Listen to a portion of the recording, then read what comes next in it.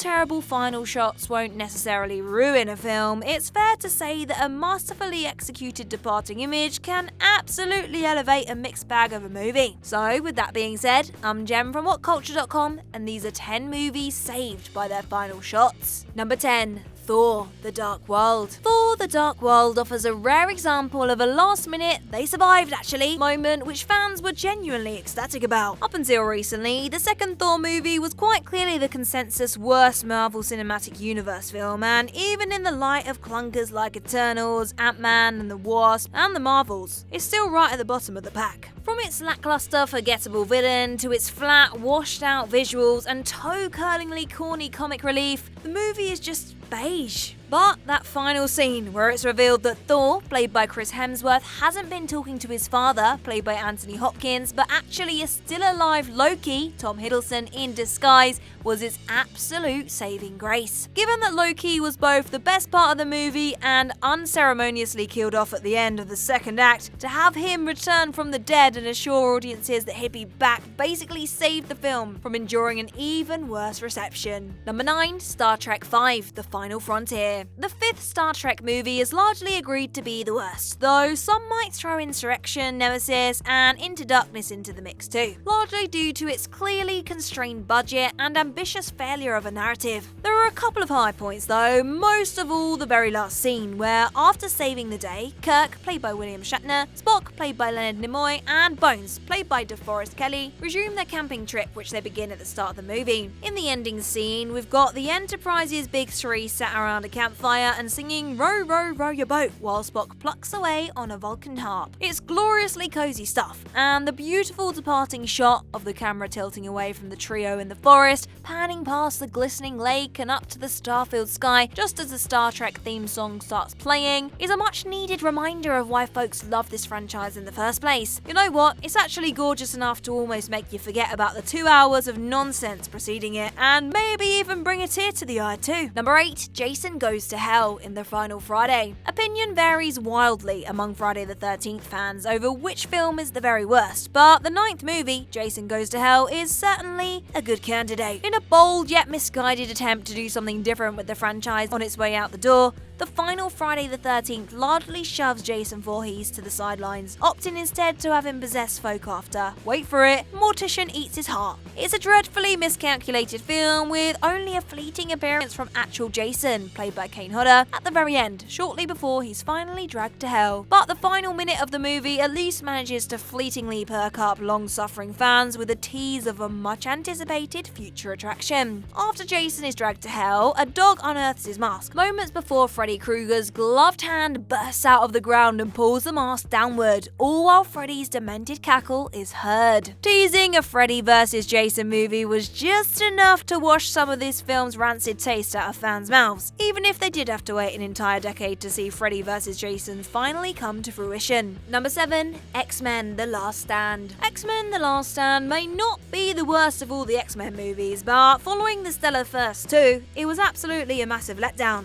From director Brett Ratner playing fast and loose with the lore of the comics, to its generally bungled execution of the Phoenix's storyline and mistreatment of numerous beloved characters, it was a hugely disappointing conclusion to the original X-Men trilogy. But the final shot did at least resolve one of the most disheartening events in the film's climax, where Magneto, played by Ian McKellen, was injected with the mutant cure and seemingly permanently robbed of his powers. Except, in the film's last scene, we see him sitting at a chessboard in San Francisco, and just as he raises his hand to a chess piece on his board, it ever so slightly moves, before we abruptly cut to the end credits. For all the many creative mistakes this movie made, having the ending promise that he will be back to his old self in no time was quite the safe. The fact that Ratner promptly ended the movie the second he'd made his point proved to be uncharacteristically shrewd filmmaking on his part. Number 6. Sunshine. Danny Boyle's Sunshine is a pretty darn terrific sci-fi thriller for its first hour or so, until it descends descends into slasher movie silliness in the final act as protagonist Robert Capa faces off against an insane, disfigured stowaway, Pinbacker, played by Mark Strong. Apparently racing to reignite our dying sun didn't offer up enough drama for a single movie, and so a goofy, murderous villain had to be thrown in for good measure. Once Pinbacker is dealt with, however, the final scene returns to Earth, where Capa's sister and her children are playing at the snow-topped Sydney Harbour. The gorgeously chilly final landscape shot of the area is suddenly bathed in sunlight, confirming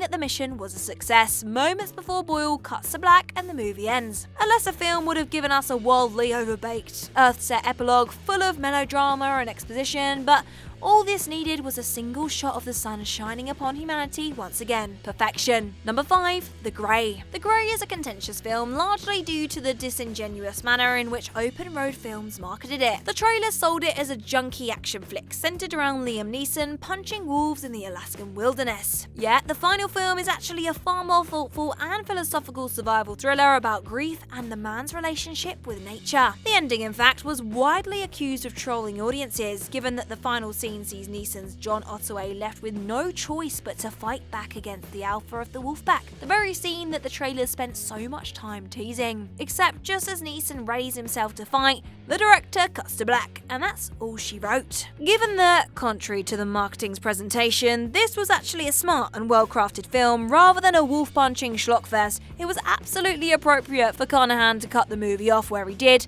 even if some might not agree. It would have conversely been incredibly easy for it to devolve into a dumb farce if we saw what happened next, so restraint was definitely the smart, right choice. Number 4. Rambo: Last Blood. Sylvester Stallone's hyped up 5th and apparently final Rambo film as the franchise's version of No Country for Old Men. An appealing logline for sure, except that this is basically just a generic crime thriller which Stallone's Rambo tripped and fell into, as he takes on the Mexican drug cartel who kidnapped his adopted niece. Despite Stallone's grizzled work in front of the camera, this is a pretty darn miserable end to the franchise, with some wildly questionable politics rescued from the trash heap only by a final scene which actually feels worthy of the character. After dismantling the cartel, a badly wounded Rambo sits on the porch of his father's house and vows to keep the memories of his fallen allies alive forever. The final shot then shows Rambo rocking back and forth on a chair as the camera epically pans out to survey the surrounding area. Coming at the end of such a depressing and unpalatable film, this final statuesque glimpse of our hero actually felt like it belonged in the more thoughtful, iconic western Stallone promised the rest of the movie was actually gonna be. Though most of Last Blood really felt like it was pooping on the legacy of John Rambo himself, an opinion shared even by the original novel's author Dave Morrell, at least it nailed our apparently final look at the character,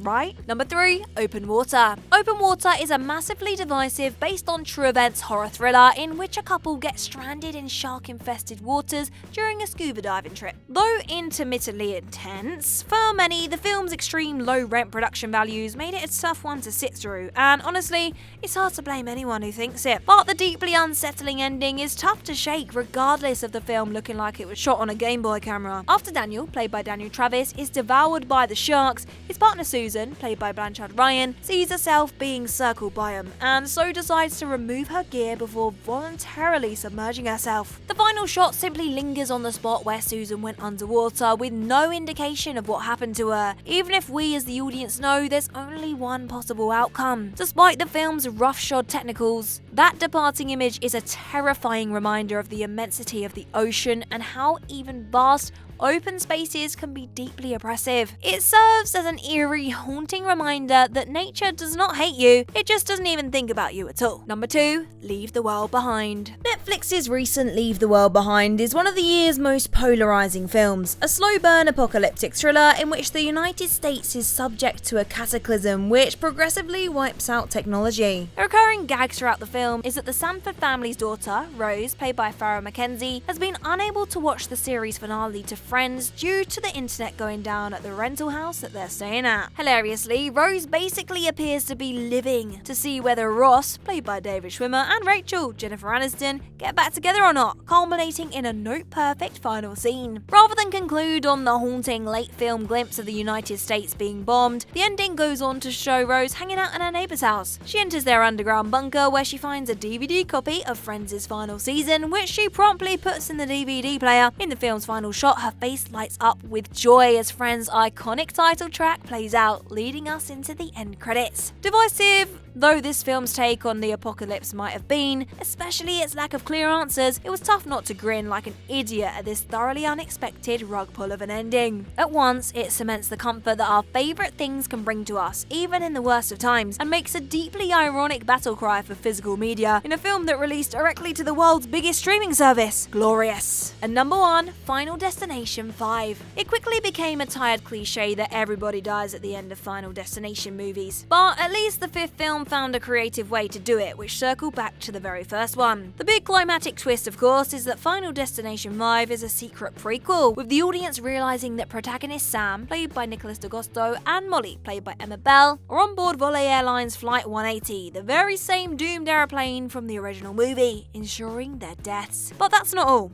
The very final scene shifts to Nathan, who seemingly managed to cheat death earlier in the film by accidentally killing a co-worker and taking his lifespan. However, during said co-worker's memorial, Nathan learns that the man had undiagnosed brain aneurysm and would have died days later anyway, ensuring that Nathan only inherited a very short span of time from him. And at that moment, Volley Airlines Flight 180 crashes through the bar, crushing him to death, with his severed arm flying towards the screen in the hilariously daft final shot. Final Destination 5 was a pretty mixed bag of a movie overall, but that departing shot tipped the balance, giving fans both a darkly hilarious final chuckle and tying off basically every last loose end. Just how we like it.